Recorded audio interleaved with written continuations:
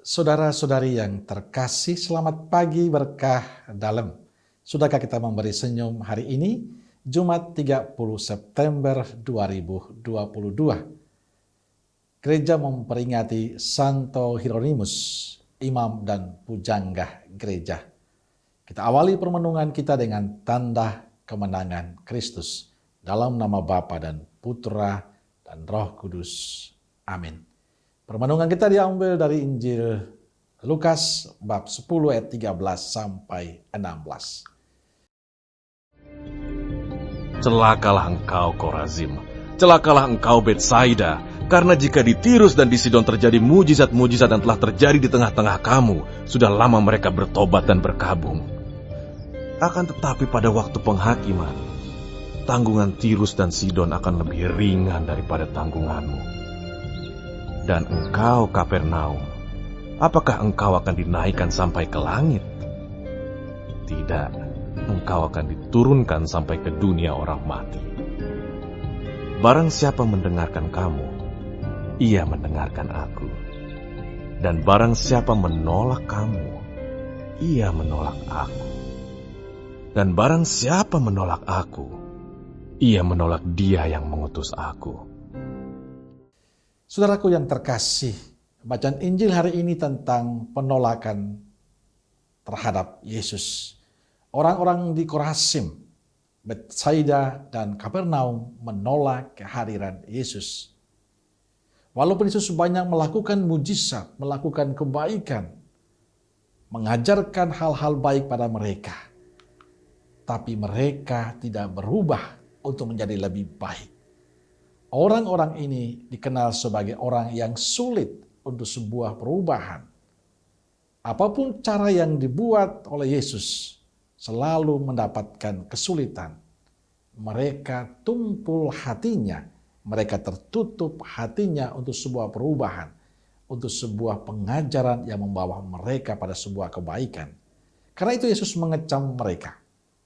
Saudaraku terkasih, kisah ini adalah kisah kehidupan kita.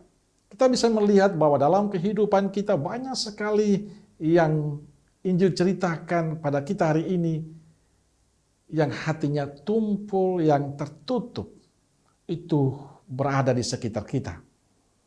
Mereka tidak terbuka hatinya pada Allah. Apapun yang baik Allah lakukan, tidak merubah perilaku hidup mereka menjadi lebih baik. Mereka mengakui diri sebagai orang beriman, tapi hanya sebatas mengakui. Tapi sikap mereka, cara hidup mereka, perbuatan mereka tidak mencerminkan seorang beriman yang baik. Bagi saya inilah tantangan bagi kita sebagai murid Tuhan. Bahwa kita tidak hanya beriman, tapi punya tanggung jawab untuk mengembalikan mereka, mempertobatkan mereka, supaya mereka semakin bersatu dengan Allah.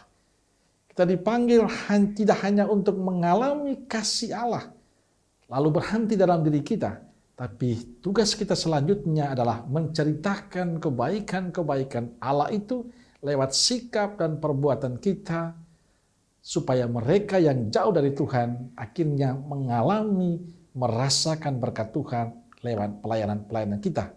Memang tidak mudah, tapi percaya segala niat baik kita, ketulusan kita, kemauan baik kita untuk memberikan diri dan membawa banyak orang pasti akan diberkati Tuhan. Dan tugas kita terusnya adalah menyampaikan kebenaran ini dalam kehidupan kita.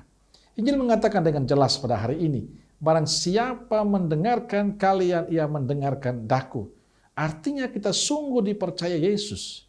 Siapapun kita, bila kita sungguh menjalani pewartaan, kita menjadi perpanjangan tangan Yesus. Yesus akan selalu hadir dalam diri kita. Maka kita syukuri panggilan hidup kita sebagai orang beriman saat ini. Apapun status kita, dalam pelayanan kita, tugas kita adalah mencintai Tuhan dan terus mewartakan cinta Tuhan itu kepada banyak orang. Supaya mereka-mereka yang jauh, yang tertutup hatinya, akhirnya membuka hati mereka, menanggapi panggilan Tuhan, dan bersuka cita bersama kita. Amin.